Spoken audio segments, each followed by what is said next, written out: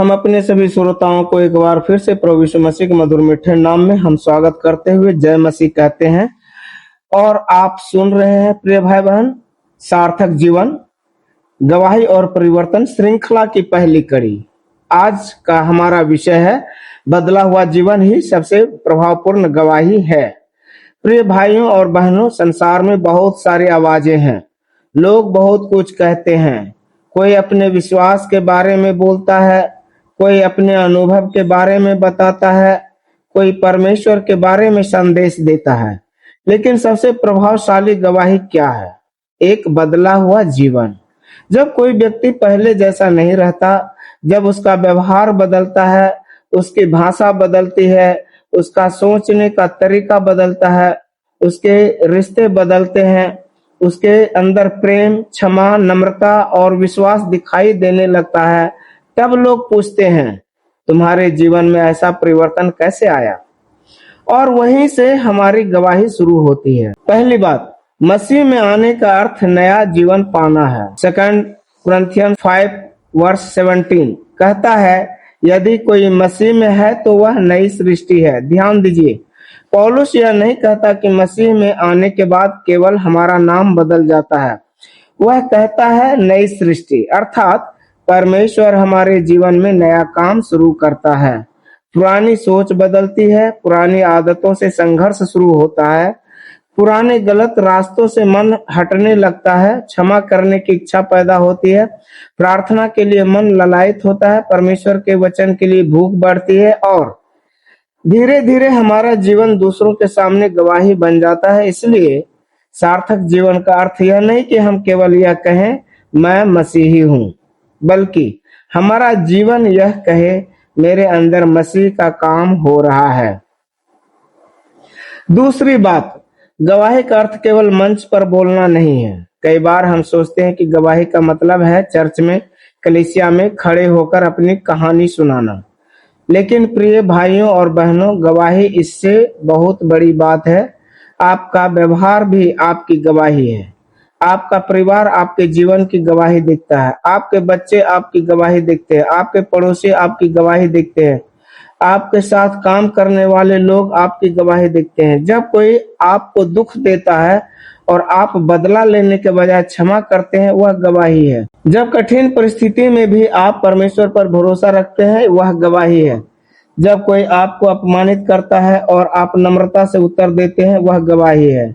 जब आपके पास कम है फिर भी आप धन्यवाद करते हैं, वह गवाही है। आपका जीवन बिना माइक्रोफोन के भी प्रचार कर सकता है। तीसरी बात, एक अंधे व्यक्ति के विषय में एक छोटी लेकिन शक्तिशाली गवाही है। जॉन चैप्टर 9:25 में एक व्यक्ति यीशु के द्वारा चंगा होने के बाद कहता है, मैं नहीं जानता कि वह पापी है या नहीं। मैं एक बात जानता हूँ कि मैं अंधा था और अब देखता हूँ। कितनी सरल गवाही। उसने कोई बड़ा धर्मशास्त्रीय भाषण नहीं दिया, उसने केवल अपने जीवन में हुए परिवर्तन की बात कही। मैं अंधा था, अब देखता हूँ। प्रिय भाइयों और बहनों, आपकी गवाही भी ऐसी हो सकती है। आप कह सकते हैं, मैं निराश था, प्रभु ने मुझे आशा दी। मैं टूट गया था, प्रभु ने मुझे संभाला। मैं गलत रास्ते पर था, प्रभु ने मुझे वापस बुलाया। मैं भय में था, प्रभु ने मुझे विश्वास दिया। मैं क्षमा नहीं कर पा रहा था, प्रभु ने मेरे हृदय को बदल दिया। यही आपकी गवाही है। आपको किसी और की कहानी बनने की जरूरत नहीं है। परमेश्वर ने आपके जीवन में जो किया वही आपकी गवाही है। चौथी बात, हम जक्कई का जीवन में देखते हैं गवाही और परिवर्तन। लूका 19 में हम जक्कई के बारे में पढ़ते हैं। जक्कई एक चुंगी लेने वाला था और लोग उसे पापी मानते थे। लेकिन जब यीशु उसके घर पहुंचा तो जक्कई के जीवन में एक बड़ा परिवर्तन आया। उसने केवल यीशु को देखने की इच्छा नहीं की, उसने यीशु को अपने जीवन में स्थान दिया और उसके बाद उसके व्यवहार में परिवर्तन दिखाई दिया। उसने कहा कि यदि मैंने किसी से कुछ अन्याय से लिया है तो मैं उसका चौगुना लौटा दूंगा। देखिए, यीशु से मुलाकात हुई और व्यवहार बदल गया। यही वास्तविक परिवर्तन है।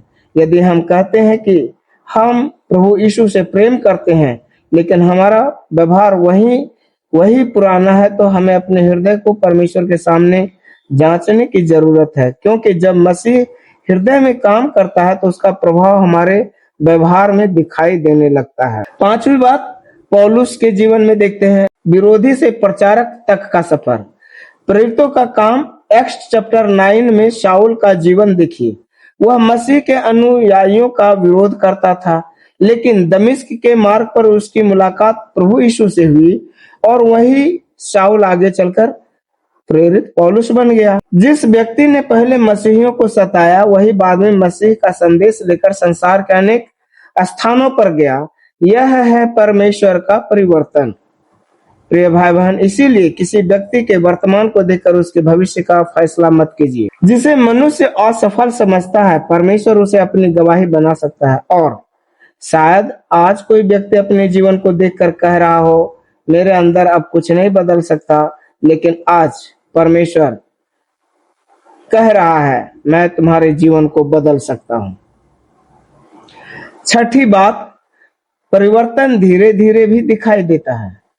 यह भी समझना जरूरी है कि परिवर्तन हमेशा एक ही दिन में पूरा नहीं होता। कभी परमेश्वर तुरंत परिवर्तन करता है और कभी वह हमें प्रतिदिन बदलता है। गलातियंस चैप्टर 2 वर्स 20 में पौलुस प्रभु के दास कहता है कि अब वह नहीं बल्कि मसीह उसमें जीवित। इसका अर्थ है कि हर दिन हमें अपने जीवन को प्रभु के हाथों में देना है। आज थोड़ा अधिक प्रेम, आज थोड़ा अधिक धैर्य, आज थोड़ा अधिक क्षमा, आज थोड़ा अधिक प्रार्थना, आज थोड़ा अधिक वचन, आज थोड़ा अधिक नम्रता। यही दैनिक परिवर्तन आगे चलकर बड़ी गवाही बनता है। प्रिय भाई बहन, सातवीं बात, आपका परिवर्तन किसी और की आशा बन सकता है। प्रिय भाइयों और बहनों, शायद आप सोचते हैं कि आपकी गवाही बहुत छोटी है, लेकिन किसी एक व्यक्ति के लिए आपकी कहानी बहुत बड़ी आशा बन सकती है। इस व्यक्ति ने वही संघर्ष देखा है जो आपने देखा है। वह आपकी गवाही सुनकर कह सकता है, अगर परमेश्वर ने इन्हें संभाला है तो वह मुझे भी संभाल सकता है। आपकी गवाही किसी टूटे हुए व्यक्ति को आशा दे सकती है। आपकी गवाही किसी निराश व्यक्ति को प्रार्थना करने के लिए प्रेरित कर सकती है। आपकी गवाही किसी भटके हुए व्यक्ति को यीशु के पास वापस ला सकती है। इसलिए अपनी गवाही को छोटा मत समझिए। जो परमेश्वर ने आपके जीवन में किया है, उसे परमेश्वर की महिमा के लिए इस्तेमाल कीजिए। आठवीं बात, आज की आत्मिक चुनौती। मत्ती चैप्टर 5 वर्स 16 में प्रभु यीशु हमें अपने प्रकाश को लोगों के सामने चमकाने की शिक्षा देता है। अपने आप से 3 प्रश्न पूछिए। पहली बात, मेरे जीवन में परमेश्वर ने क्या बदला है? दूसरी बात, क्या मेरे व्यवहार में वह परिवर्तन दिखाई देता है? तीसरी बात, क्या मेरा जीवन किसी दूसरे व्यक्ति को प्रभु यीशु के करीब ला रहा है? और आज एक निर्णय लीजिए प्यारे भाई बहन, मैं अपनी जिंदगी को केवल अपने लिए नहीं बल्कि परमेश्वर की महिमा और दूसरों के आशीष के लिए जीऊंगा। आइए हम एक छोटी सी प्रार्थना करें। हे हमारे स्वर्गीय पिता, हम आपका धन्यवाद करते हैं कि आपने हमें अंधकार से अपनी अद्भुत ज्योति में बुलाया। हे प्रभु, हमारे जीवन में जो कुछ भी टूटा हुआ है उसे छुइए। जहाँ परिवर्तन की जरूरत है वहाँ हमें बदल दीजिए। हमारे विचारों को बदलिए, हमारे शब्दों को बदलिए। हे महान परमेश्वर, हमारे व्यवहार को बदल दीजिए। हमारे परिवार में हमारे जीवन को गवाही बनाइए। हे प्रभु, हमें ऐसा जीवन दीजिए कि लोग केवल हमारे मुंह से यीशु का नाम ना सुने, बल्कि हमारे व्यवहार में प्रभु यीशु मसीह का प्रेम भी देखे। हमारी कहानी को अपनी महिमा के लिए इस्तेमाल कीजिए। हमारी कमजोरी को भी किसी और के लिए आशा बना दीजिए और हमें ऐसा जीवन जीने में सहायता कीजिए कि हमारे द्वारा कोई टूटे हुए व्यक्ति को आशा मिले, कोई निराश व्यक्ति विश्वास पाए और कोई भटका हुआ व्यक्ति प्रभु यीशु के पास लौट आए। हम केवल बोलने वाले नहीं बल्कि बदले हुए जीवन की गवाही बनने वाले बने। प्रभु यीशु मसीह के नाम में विनती मांगते हैं, दया से सुनिए और स्वीकार कीजिए। आमीन। सबसे प्रभावपूर्ण गवाही वह नहीं जो केवल शब्दों में सुनाई जाए, बल्कि वह है जो हमारे बदले हुए जीवन में दिखाई देते हैं। सार्थक जीवन, गवाही और परिवर्तन। बदलिए, गवाही बनिए और दूसरों के लिए आशीष बनिए। तब तक के लिए धन्यवाद। परमेश्वर आप सबों को आशीर्वाद दे। फिर हम मिलेंगे इसी कड़ी का दूसरे भाग अगले शनिवार को। तब तक के लिए परमेश्वर आप सबों को आशीष दे। धन्यवाद।